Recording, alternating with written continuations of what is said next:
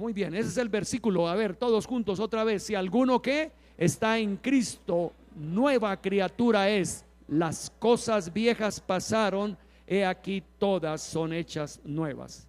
Amados hermanos, quiero hablar en la primera carta a los Corintios, y vamos a notar cómo el apóstol Pablo, el teólogo, el que está organizando la iglesia en diferentes lugares, deja algunas palabras esenciales para las iglesias, y una de ellas es entender cómo la iglesia debe de ir a cualquier lugar del mundo, a pesar de que ese lugar sea el más corrupto del mundo. Y podríamos decir que Corinto era una de las ciudades más corruptas de Grecia, y allí, que era un puerto marítimo, había pues mucho pecado moral. Eran personas que creían firmemente que tener relaciones con prostitutas era glorificar a Dios, como algo ahí colocado en ellos. Tenían una filosofía de la vida, del bien vivir y el bien gozar y el bien entonces tenerlo. Pero allí Dios lo colocó a Pablo para levantar la iglesia de Corinto, y varias personas, pobres o ricos, aceptaron a Jesucristo como Señor y Salvador. Pasados 3 años, la iglesia se encuentra en algunas situaciones de aprieto en lo que es una conducta santa, una vida correcta, y el apóstol Pablo tiene que escribir una carta dándoles a entender el orden debido de los que somos llamados santos, usted y yo, lo que significa ser apartado y mantenernos puros. Así que cuando leemos esta carta, está escrita para una iglesia que ha crecido, que tiene muchos talentos, tiene muchos dones, habilidades. Yo sé que aquí, como en Modelia, aquí hay talento, aquí hay don, aquí hay habilidades para muchas personas, pero tenían la situación de que dejaron meter del mundo anterior otra vez la inmoralidad sexual, la idolatría, las divisiones y otros conceptos que estaban metidos en una iglesia. Por eso Pablo quiere escribir. ¿Y cómo va a escribir? Es interesante notar que cuando Dios guía, el propósito de Dios es unir, es bendecir, a pesar de que tiene que amonestar. Y Pablo, cuando escribe en una forma elocuente y muy sabia, primero admirándolos y después exigiéndoles unos cambios especiales. Así que comencemos a leer la palabra en Primera de Corintios capítulo 1. Dice Pablo, llamado a ser apóstol de Jesucristo por la voluntad de Dios, y el hermano Sóstenes, a la iglesia de Dios que está en Corinto, a los santificados en Cristo Jesús, llamados a ser santos, con todos los que en cualquier lugar del mundo invocan el nombre de nuestro Señor Jesucristo, Señor de ellos y Señor nuestro. Gracia y paz a vosotros de Dios nuestro Padre y del Señor Jesucristo. Gracias doy a mi Dios siempre por vosotros, por la gracia de Dios que os fue dada en Cristo Jesús, porque con todas las cosas fuisteis enriquecidos en Él, en Cristo, en toda palabra, en toda ciencia, así como el testimonio acerca de Cristo que ha sido confirmado en vosotros, de tal manera que nada os falta en ningún don, esperando la manifestación de nuestro Señor Jesucristo, el cual también os confirmará hasta el fin, para que seáis irreprensibles en el día de nuestro Señor Jesucristo. Fiel es Dios, por el cual fuiste llamados a la comunión con su Hijo Jesucristo nuestro Señor.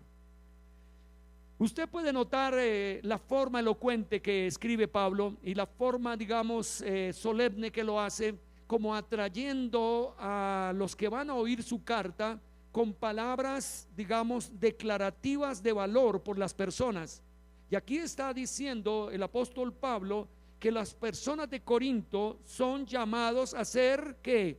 ¿Qué somos llamados a ser? ¿Qué?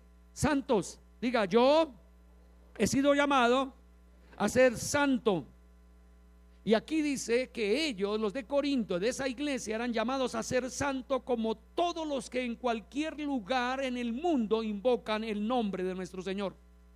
Entonces, Él les da una elocuencia y una forma muy bonita de decirles: ustedes son llamados a ser santos, ¿sí? Santificados en Cristo. ¿Y qué quiere decir ese santo y santificado? Para nosotros, santo significa una persona apartada, una persona que ahora va a tener como centro a Jesús como Señor de su vida, al Padre de los cielos como proveedor y al Espíritu Santo como el consolador, el que dirige la vida y la sustentación de la palabra.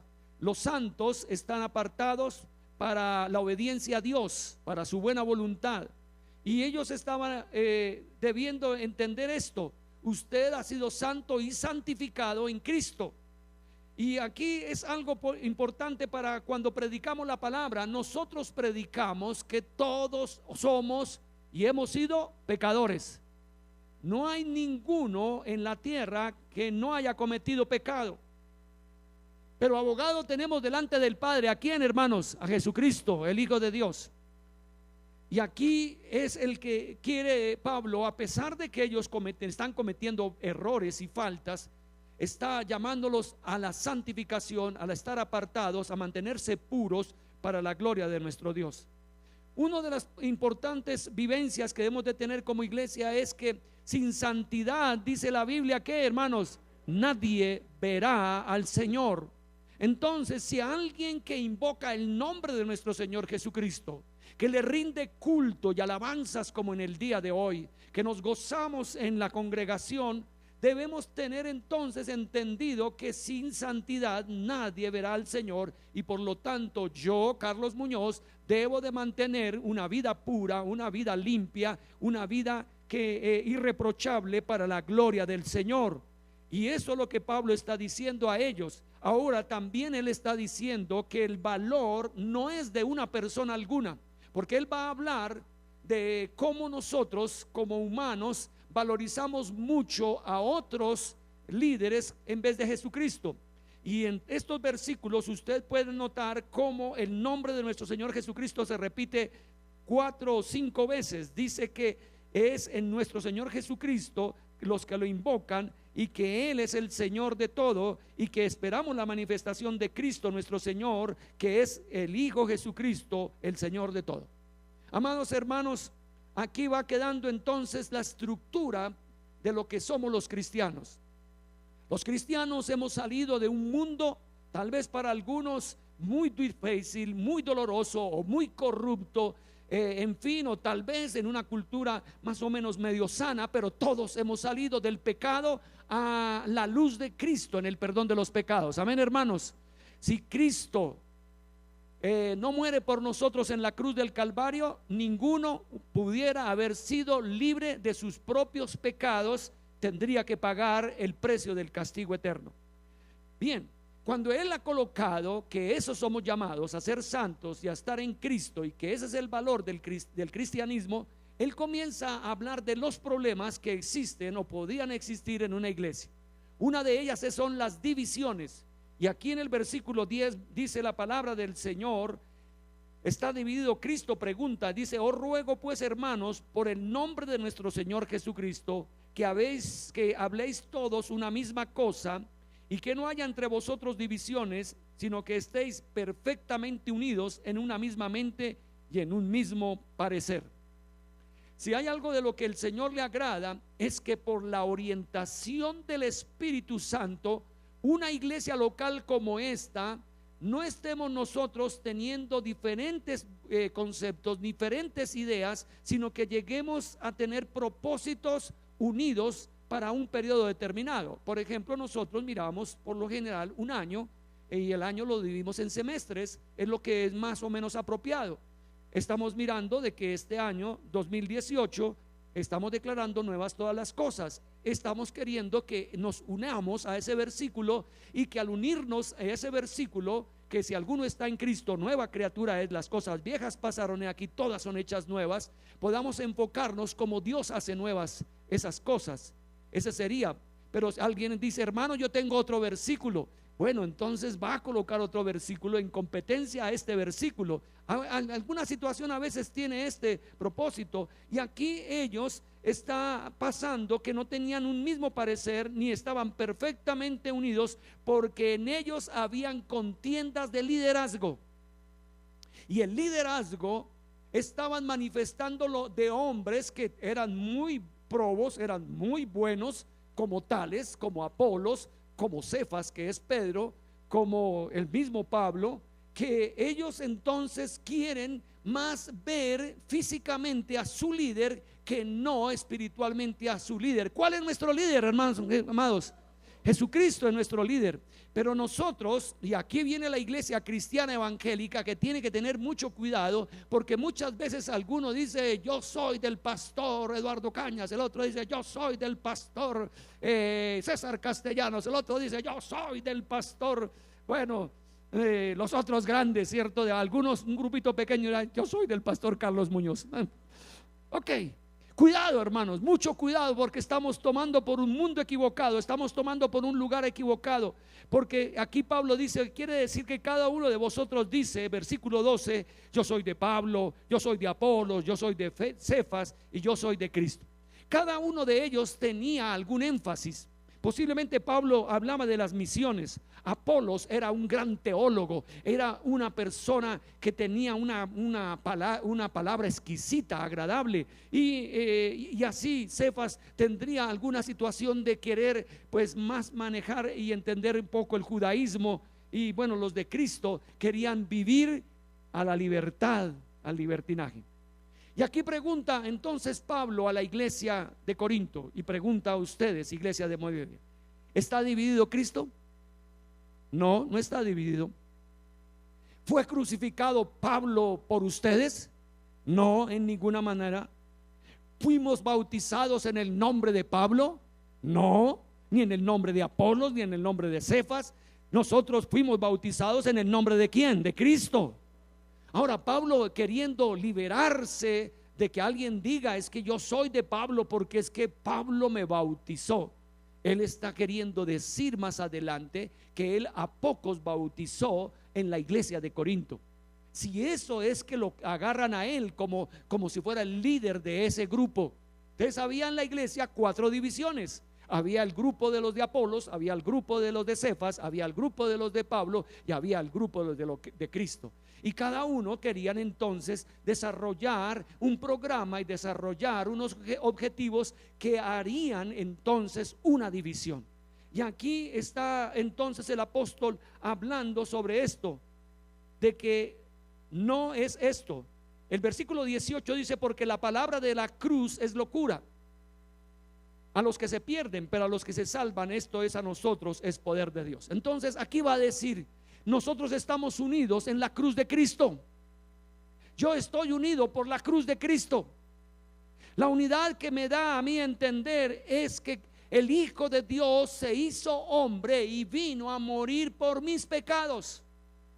El gozo más grande que tenemos es que Dios nos amó de tal manera que dio ¿a quién? A su Hijo Jesucristo, para que viniera y limpiara el alma, limpiara nuestras vidas de la corrupción, del error, del pecado. Y así que esto es lo que está diciendo el apóstol Pablo.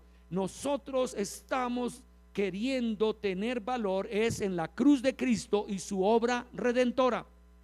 Todo lo que nosotros cantamos, usted puede notarlo muchas veces, es una repetición en las mismas enfoques del valor de Cristo, del valor de su muerte, de su reconciliación, del perdón de sus pecados, y a eso le cantamos a un Salvador que es Cristo el Señor.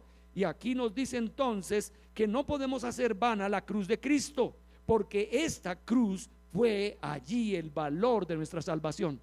Y él comienza a enfocar esto. Para el mundo, ¿qué es la cruz? Es una locura. ¿Qué es eso? ¿Qué es lo que hablan estos?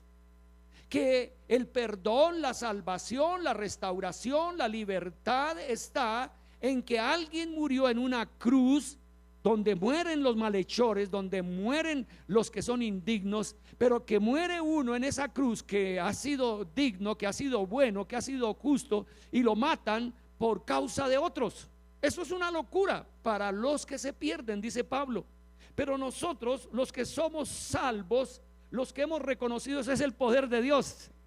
Vean, aquí va a comenzar Pablo a tener un enunciado. Las ideas de los hombres y sus conceptos de sabiduría son diferentes a la sabiduría de Dios. Y el propósito y el plan de Dios fue que su hijo se hiciera hombre y viniera y muriera en una cruz. Los sabios, los filósofos, los que están en este mundo con sus conceptos, esto lo ven una locura, lo ven algo que no debe ser, eso no puede ser. Y aquí el apóstol va a hablar que hay sabios de este mundo y hay sabios dirigidos por Dios. Y la sabiduría que quiere Pablo que los de Corinto tengan es una sabiduría dirigida por Dios a través de su palabra, y que va a ser diferente al concepto de muchos hombres y mujeres en la sociedad. Ahora actualmente ya está cada vez más la presión que usted va a sentir de ser cristiano.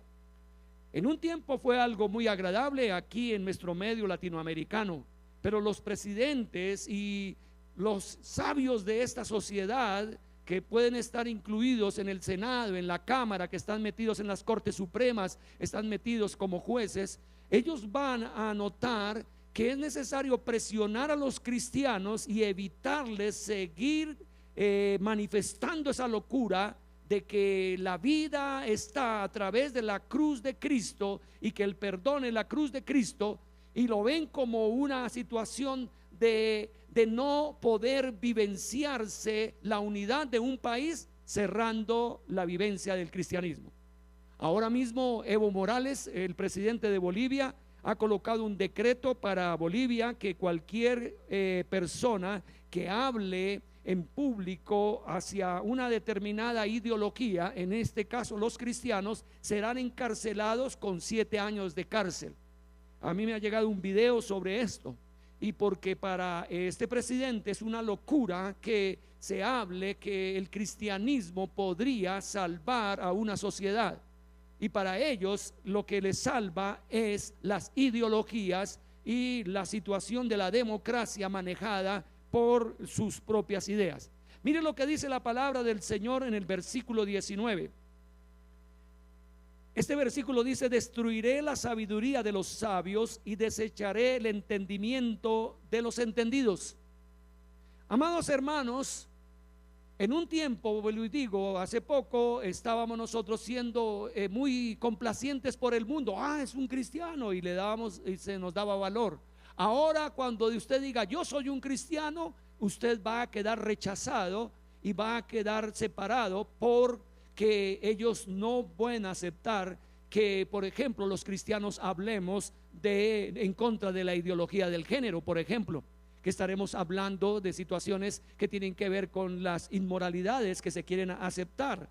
Ahora, en este momento está saliendo para la sociedad occidental los placeres que pueden tener, que van a hacer ahora con los celulares, cosas que uno dice esto es indigno, esto es algo sucio y corrupto. Pero las autocomplacencias que van a tener las personas, lo mismo que aún muñecas que van a producir placer al hombre y que no necesitan a una mujer, sino esa muñeca que va a estar ahí, y en fin, tantas otras cosas. Entonces el Señor dice: destruiré la sabiduría de los sabios y desecharé el entendimiento de los entendidos. Pregunta Pablo: ¿dónde está el sabio? ¿Dónde está el escriba? ¿Dónde está el disputador de este siglo? ¿No ha enloquecido Dios la sabiduría del mundo? Pues ya que en la sabiduría de Dios el mundo no conoció a Dios, mediante la sabiduría agradó a Dios salvar a los creyentes por la locura de la predicación. Y esto no se puede entender. Y hay personas que dicen: caray, yo no puedo entender cómo con una simple obra de una persona que llaman que es el Hijo de Dios, que está en una cruz, hay perdón, reconciliación y vida nueva. No lo pueden comprender.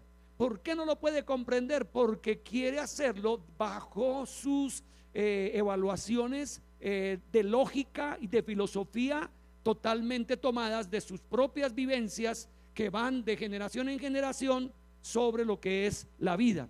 Y entonces, si la vida es evolución, si la vida es esto o aquello, entonces no pueden aceptarlo, y la locura de la predicación no lo acepta. Entonces Pablo está diciendo: mire, queridos de Corinto, Ustedes se quieren congraciar con los de afuera en la sabiduría, ¿cierto? En los placeres, y en realidad lo que ustedes están llamados es a ser santos, apartados de esos conceptos y vivir una vida totalmente diferente. No puede ser. Y por lo tanto, ustedes deben entender que el valor de la vida del cristiano está en la predicación de Cristo y este crucificado. Ese es el valor. Y eso es lo que usted le predica a cualquiera, que Dios tiene gracia para usted, que ha cometido pecados, que ha cometido errores, sabiendo que lo sustituye por sus malas obras Cristo, el Hijo de Dios, y que si lo acepta de corazón, usted es salvo y una nueva criatura. Ahora, nosotros queremos siempre estar hablando de ser nuevas criaturas. ¿Cuántos de ustedes son nuevas criaturas? Yo tuve una experiencia espiritual a los 8 años que me hizo ser una nueva criatura. Yo lo experimenté en el huerto de mi abuelita, y desde ahí, juntamente cuando fui a una iglesia y me hablaron de la cruz de Cristo, ahí lo acepté como Señor y Salvador, y todo este tiempo me he mantenido como hijo de Dios. Ese es mi valor. Por lo tanto, hermanos, puede ser que para otros sea locura, pero dice la palabra que esa cruz es poder de Dios y sabiduría de Dios. Amén, hermanos. Si los demás dicen que es locura, nosotros decimos ese es el poder de Dios, está la sabiduría. ¿Qué tenemos nosotros como argumento?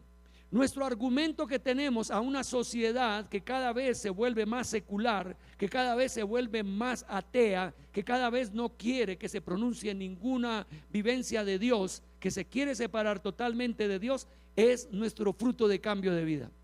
Y no pueden negar que nosotros podamos llevar una vida agradable a la sociedad y agradable a Dios, tener hogares agradables a la sociedad, agradables a Dios, tener una vida de paz, de armonía.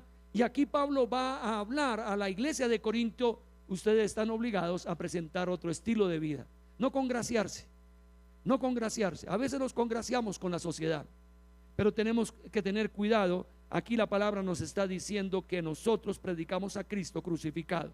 Ahora dice: pues mirad, hermanos, vuestra vocación, que no sois muchos sabios según la carne, ni muchos poderosos, ni muchos nobles, sino que lo necio del mundo escogió Dios para avergonzar a los sabios, y lo débil del mundo escogió Dios para avergonzar a lo fuerte.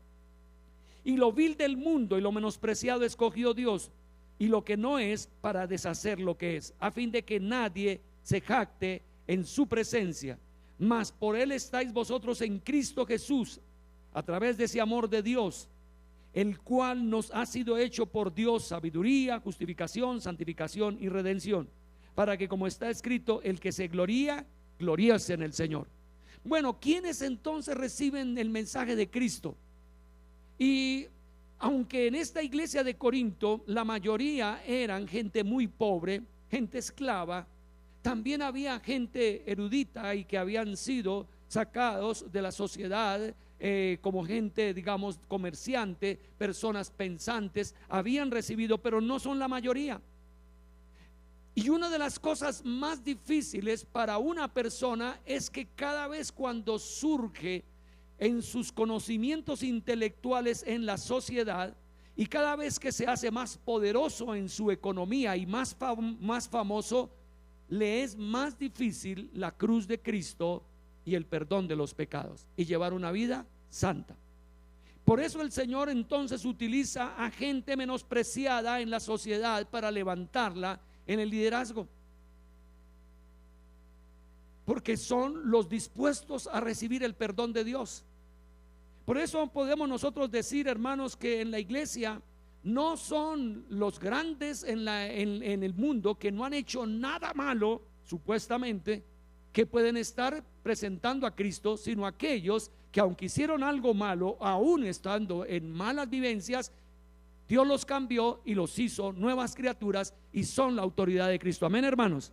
Así que usted es una de las personas llamadas para servir a Dios, con este énfasis en que Dios busca y escoge aún lo que los demás no quieran escoger. Usted es escogido no por el talento, no por la cualidad, sino porque abrió su corazón a Cristo y porque está dispuesto a servir a Dios. Amén, hermanos, gloria al Señor. Si usted está dispuesto a servir a Dios, Dios lo va a utilizar. Dios lo va a utilizar grandemente. Ahora, ¿cómo Pablo llegó a la iglesia de Corinto? Pablo era un erudito. Pablo tenía una gran capacidad, era políglota. Pablo estuvo a los pies de grandes pensadores como Gamaliel, que le enseñaron, lo instruyeron.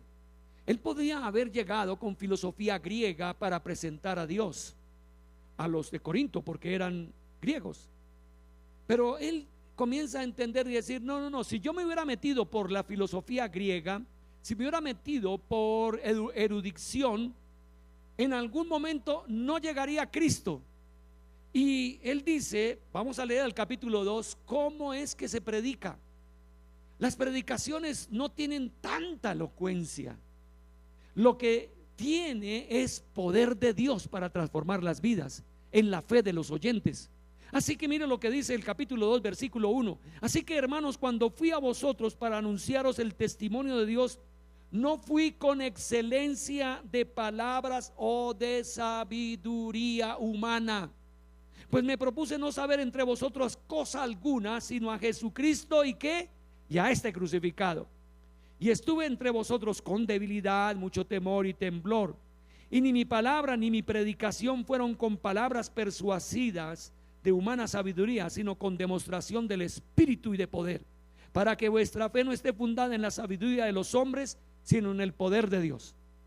Amados hermanos, aquí está llegando entonces otra vez Pablo para enfatizar: nosotros tenemos un entendimiento del valor para nosotros como hombres en la figura de Cristo, Dios hecho hombre, muriendo por nosotros en la cruz del Calvario. Ese mensaje no tenemos que adornarlo con filosofías e ideas que sacadas de la sociedad, porque de pronto nos perdemos. Él dijo: yo me propuse solamente presentar a Jesucristo y a este ¿qué? Crucificado. ¿Quién es Jesucristo? Salvador, y Cristo, Mesías. Eso significa Jesucristo, Jesús, Salvador, Cristo, Mesías. Y cuando hablamos de la cruz, estamos hablando del lugar donde Él padeció por nuestros pecados. Eso fue lo único que Él fue a predicar. Y obtuvo a muchos de Corinto que aceptaron a Cristo como Señor y Salvador. Aún Él mismo dice que Él no fue a manifestarse tal vez con vestiduras muy de las mejores, o venir con el caballo más hermoso que pudiera tener para que llegara. No, tal vez vino a pie, llegó de pronto en sandalias sencillas, en fin. Y su palabra dice: ni su predicación fue persuadiendo en forma ideológica, sino a través de demostración del Espíritu de Dios y del poder. Porque ¿quién convence de pecado, de justicia y al mundo? El Espíritu Santo, el único que convence. Entonces, ¿para qué le metemos en filosofía humana? ¿Para qué le colocamos conceptos humanos? Coloquemos lo que es, que el Espíritu le diga y le haga entender que usted es un pecador y que por lo tanto necesita la labor de Cristo en la cruz del Calvario, y que el poder de Dios lo va a transformar. Amén, hermanos. Para que vuestra fe no esté fundada en la sabiduría de los hombres, sino en el poder de Dios. Bien, Pablo quería hablar mucho sobre la sabiduría, porque esto es lo que nos hace diferentes. ¿Sí? ¿Cómo maneja usted la vida?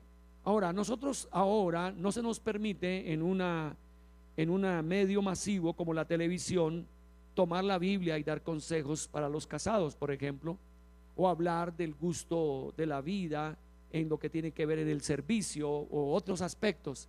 Pero se está permitiendo que entren ciertos hombres, digamos, pragmáticos de la vida, o algunos que tengan que ver con los horóscopos y todo, para hablar de situaciones. Si usted no tiene el gozo de una persona a su lado, llame ya y te vamos a mostrar a la persona apropiada.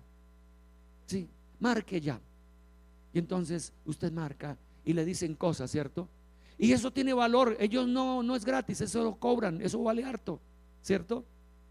Pero eso es lo que ahora la sabiduría humana está teniendo, ¿sí? Está queriendo mostrar la felicidad, el placer, las cosas correctas a través de ideas y conceptos donde no tocan el nombre de Dios ni tocan su palabra.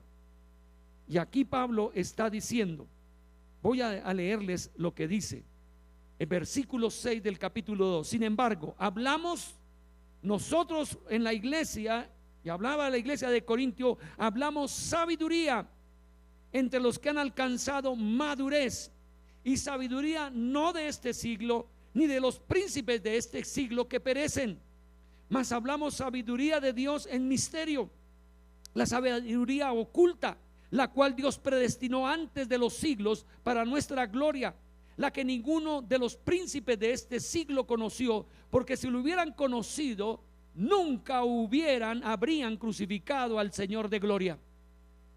Ellos tenían otra sabiduría, otra forma de conceptos. Tenga mucho cuidado algunos que cuando se mandan por Facebook tratan de buscar frases como agradables, pero no bíblicas, porque tratan con ideas, frases agradables, no bíblicas, sacarnos de la base de Dios y de su palabra.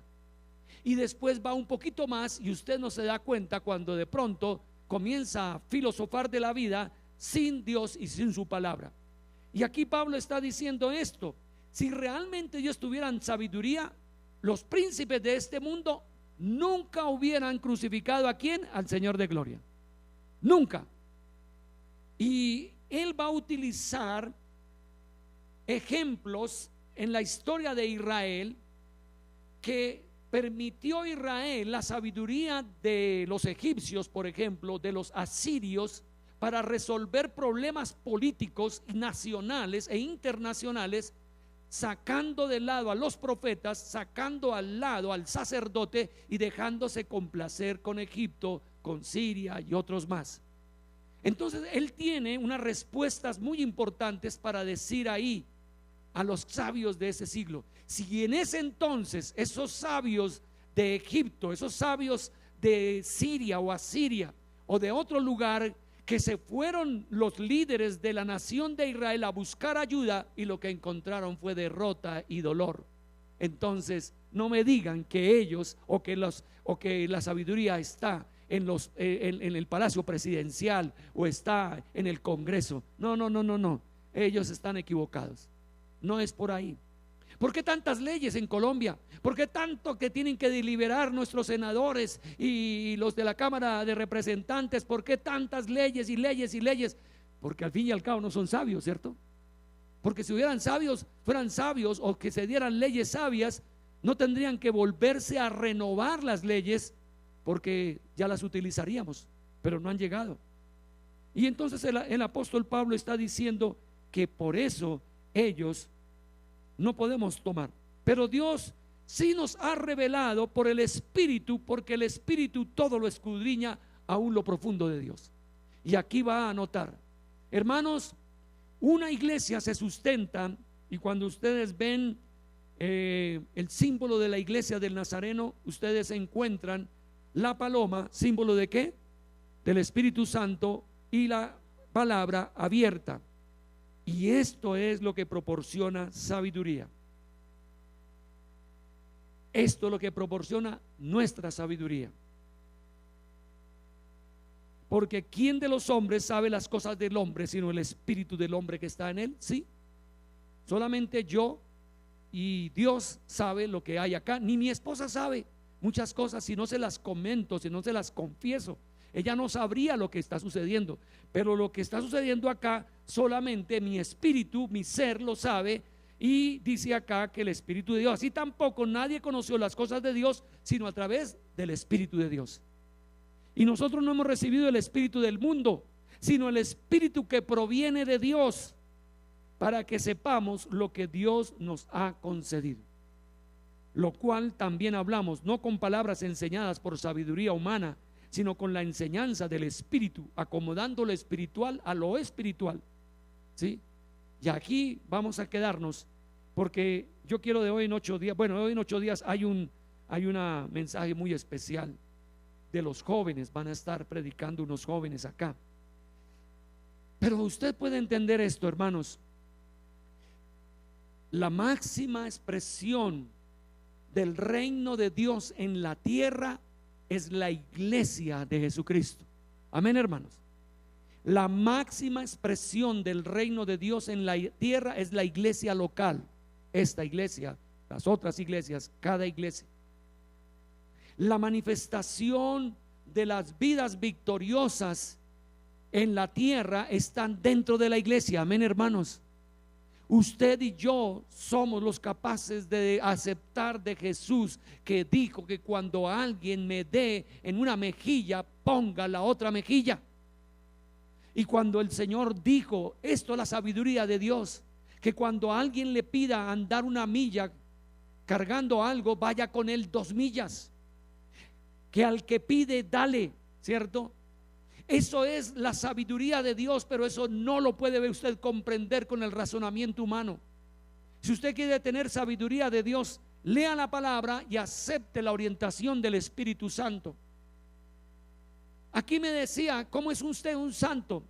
Uno que se aparta, uno que se mete por allá, pues aquí estamos apartados y ricos. No, un santo se va a notar en las circunstancias de la vida. Allá en el trabajo se va a notar si usted es santo. Aquí afuera en la calle se va a notar si usted es un santo. En las vivencias familiares, en las vivencias interpersonales. Porque cuando hay problemas, usted va a reaccionar como un santo. Usted va a reaccionar dispuesto a perdonar al que te ofendió. Eso es lo de un santo. Amén, hermanos. Pero si usted toma, ¿sí?, lo que es de la sociedad, la sabiduría humana es que usted tiene derecho a demandar. Usted tiene derecho, y los derechos, y los derechos, y los derechos. Y por esos derechos andamos como andamos, que no podemos solucionar problemas de 25 y 30 años. Colombia tiene problemas que no ha solucionado, ¿sí? Aún mismo la paz que ahorita se quiere manifestar, no queremos una paz simple, queremos una paz compleja. Y así muchas veces los ofendidos en la paz, los que le han matado a un familiar, los que les han quemado su casa, los que les han quitado sus propiedades, están dispuestos a dar perdón y liberación, sea al guerrillero, sea al narcotraficante, sea al que sea, por el ámbito de la paz. Pero otros dicen, no, no puede hacer eso, usted tiene derecho.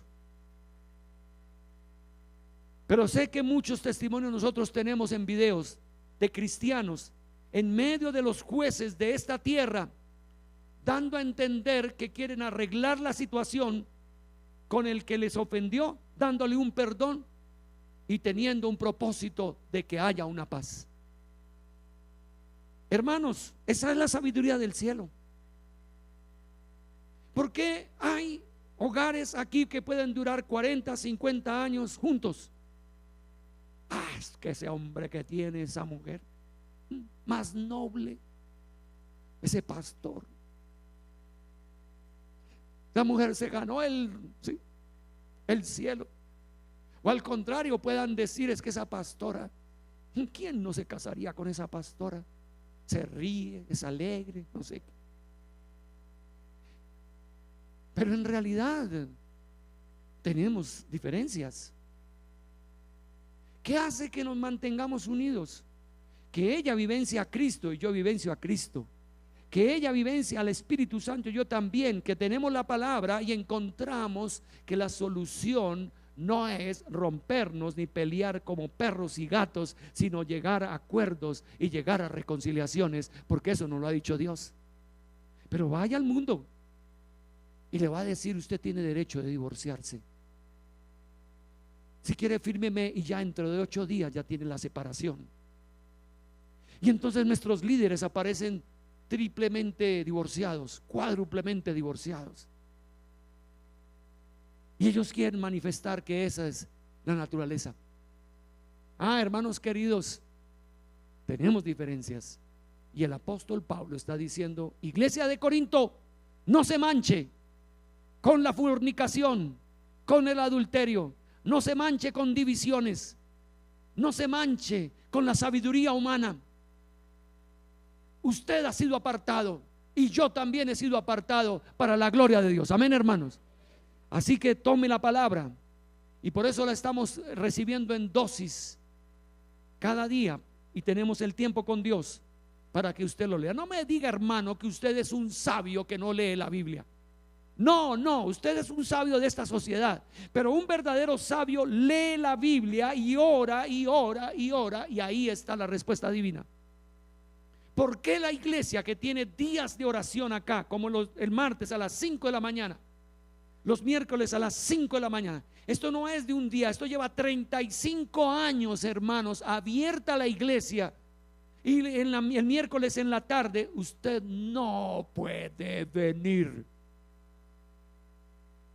porque pastor, usted no sabe, yo soy gerente de una empresa, yo tengo esto, tengo una finca que ir a mirar, tengo un descanso en esto, tengo aquello. ¿De dónde está saliendo?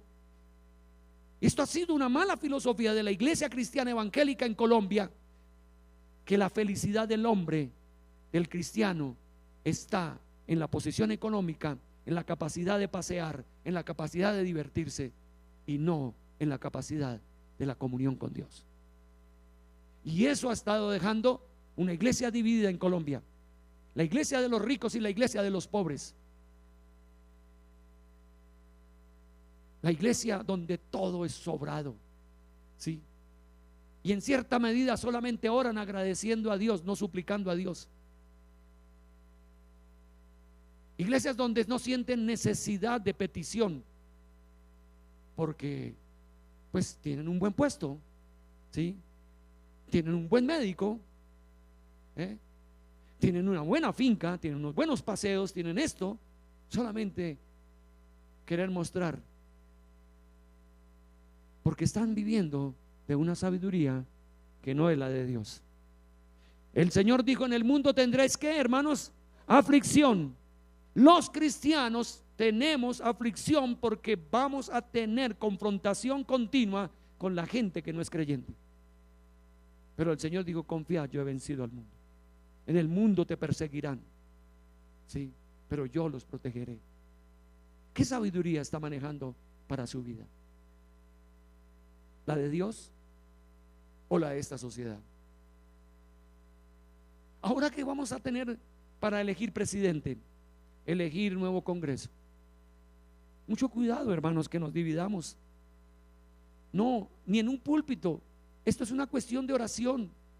Aquí no vamos a colocar es que el nombre de fulano de tal va a ser nuestro libertador y el señor presidente se llamará fulano de tal. No, no, no. Eso ore usted allá a solas. Y si Dios permite que el movimiento cristiano en oración, en reserva, en silencio, levante pues algo de lo mejor, gloria al Señor. Ahora es voluntad de Dios, ¿sí? Porque los presidentes y los gobernadores, dice la Biblia, son colocados ¿por quién? Por Dios. Dios los acepta, Dios lo permite. ¿Y por qué? Porque Venezuela necesitaba ser reprendida por estos dos que han sido presidentes. Porque los que somos mayores sabemos que Venezuela se llenó de una vivencia de placer y de gusto por el petróleo, y fueron amos y dueños de Latinoamérica y descuidaron la búsqueda de Dios. Los venezolanos perdieron gracia divina, se autocomplacieron. Yo cuando iba al seminario hace 25, 30 años con venezolanos, ellos estaban prefiriendo, óigalo, seminaristas, queriendo comprarle a otro que le hiciera el trabajo para ellos estar descansados. Ellos eran los que iban a la rectoría para pedir una cama mejor, para exigir cuál era el vuelo mejor que había para devolverse. Fue un momento a otro que me asusté con una iglesia del Nazareno de Venezuela en un campamento juvenil. Óiganlo, locuras. que jóvenes así como Cristian se fueron a tener un campamento y en el campamento compitieron quién tiene el pene más largo. ¿De a dónde? De una iglesia cristiana. ¿Y por qué eso? Porque era algo normal entre los venezolanos hablar de esas complacencias sexuales. Hermanos queridos, ¿qué necesita Colombia ahora? ¿Qué tipo de presidente necesita? Oremos a Dios, Él lo sabe, más que usted, más que yo. Pero busquemos la sabiduría divina. ¿Por qué no cierra sus ojos en este momento? Siga usted leyendo en Tiempo con Dios la carta de los Corintios y va a notar que no son los talentos y los dones, las habilidades que dan valor a una persona, es la vida de santidad la que da valor a una persona. Que no es la sabiduría o los estudios universitarios y todo aquel conocimientos que reciba, porque usted va a encontrar más adelante que Pablo dice que el que es sabio en este mundo que se haga ignorante, si quiere recibir la gracia divina. Que no somos los cristianos que estamos divididos por personas que, siendo nuestros líderes espirituales, comencemos a ir detrás de ellos, sino detrás de Cristo. Que todo hombre grande en el cristianismo es un simple servidor de Dios y nada más. Simple servidor de Dios. Y nos goza de que haya hombres buenos, pero no vamos tras ellos. Vamos tras Cristo, vamos tras su obra, tras sus acciones. Que la sabiduría humana no va a producir el cambio en esta sociedad.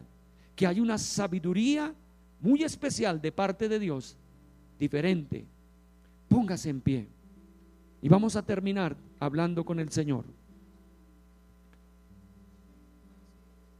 Si Pablo escribiera una carta a la iglesia de Modelia, ¿qué nos diría a nosotros? Yo creo que él comenzaría también como la iglesia de Corinto. Ustedes están siendo llamados a ser santos. Ustedes han sido santificados en Cristo Jesús. El Señor suyo, iglesia de Modelia, se llama Jesucristo, al que esperamos su manifestación que venga. Mientras llega, seremos irreprensibles para el día de nuestro Señor Jesucristo. Cristo no está dividido, no, Él es el mismo y Él quiere manifestarse. La sabiduría humana no es la que te hace grande, no son los placeres de este mundo los que debes de estar buscando, sino que la presencia del Espíritu de Dios te llene, te dé conocimiento de las cosas de Dios. Solo el Espíritu de Dios. Amado Señor, este segundo domingo del año 2018 estamos declarando que nuevas son todas las cosas. Y Señor amado, declaro como pastor, siervo tuyo, que muchas cosas de novedad sucederán en esta iglesia de Modelia con la membresía que tú has colocado en ella. Señor, es para aquellos que te están buscando de corazón, que están quebrantando su corazón delante de ti, que se niegan, Señor, a tomar argumento de sus propias mentes o vivenciar y vivir de las emociones propias, para que sea la mente tuya sobre nosotros, como lo dice el apóstol Pablo. Ahora tenemos la mente de Cristo. Gracias, Dios, porque el deseo, Señor amado, no es tanto el bienestar personal.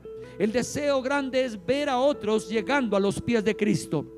Y Señor, nos coloca la tarea ahora de ir a la iglesia de Villavicencio, ir, Señor, en una actitud misionera, Dios, enviando sábados y domingos a personas, hermanos de la iglesia, a pagar un precio de sacrificio, para que allí los que están sean fortalecidos en la palabra y para que otros conozcan a Cristo. El valor de la iglesia, Señor, Comunidad Cristiana Nazarena, está en que otros conozcan a Cristo, que usted y yo demos testimonio, que otros sean cambiados, que salgan del dominio de Satanás y del infierno para ser colocados en el dominio de Cristo, nuestro Salvador y Redentor. Y eso es lo que hace una iglesia grande. Sí, gracias por los talentos, gracias por los dones de mis hermanos, gracias, Señor amado, por las provisiones que vengan hacia mis hermanos, pero eso no es la grandeza. La grandeza es ir y hacer discípulos a todas las naciones, y me seréis testigos en Jerusalén, en Judea, en Samaria, hasta lo último de la tierra. Tú regresarás por segunda vez, Señor amado, y Señor, esperas a una iglesia que sea irreprensible para ese día. Y aquí, glorioso Dios, queremos, Señor, esperarte, que venga, Señor, en el sonar de tu segunda venida, vea una iglesia sin mancha, Señor amado, participando del amor, de la justicia, de la paz. Gracias, Dios. Señor, renunciamos a la carnalidad que nos está hablando de la iglesia, Señor amado, de Corinto, que quiso, Señor, permitir la división, que quisieron permitir el sensualismo, que quisieron permitir la sabiduría humana, que permitieron, Señor amado, ideologías aparte de ella. Por eso fueron amonestadas por el gran apóstol Pablo. Te bendigo, hermano y hermana, en el nombre del Padre, del Hijo, del Espíritu Santo. Hoy declaramos que nuevas son todas las cosas para ti, para tu familia, para nuestra vida, para nuestra amada Colombia. Si alguno está en Cristo, nueva criatura es. Las cosas viejas pasaron, he aquí todas son hechas nuevas por el amor de Dios. Te bendigo para que salga y bendiga a otros ahora mismo en el nombre del Señor. Amén, amén. Salúdense unos a otros en el amor del Señor. Dios los bendiga. Hasta pronto.